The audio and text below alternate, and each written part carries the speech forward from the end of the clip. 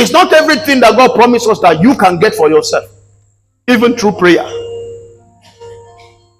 There are some things that trusting God brings. There are some things that prayer brings. There are some things that wholly relying on God brings. There are some things that you live for God.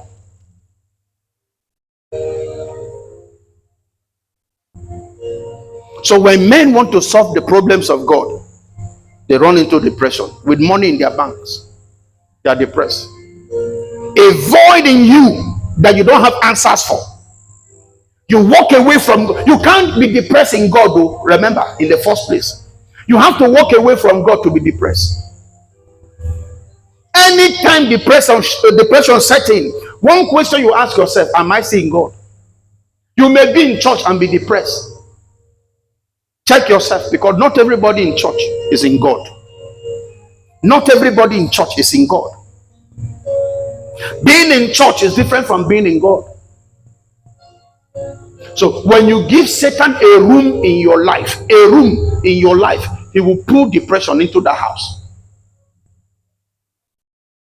So you wonder why you are in church but you are not happy. You wonder why you are doing everything. At least you have certain things that you need, major things that you need, and you are not happy. God has shown you mercy in many ways and you are not happy.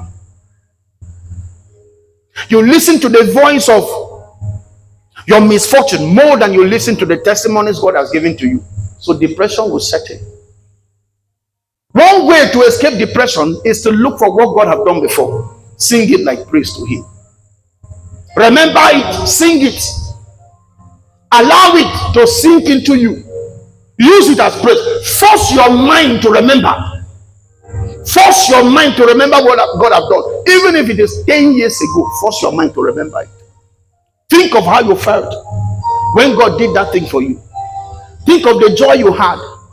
Think of how your mind was refreshed. Go back to it. Rehearse it.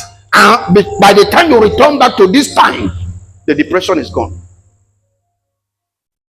Because one thing that it will do for you, it will make you understand that that same God that did that one is still the God on the throne.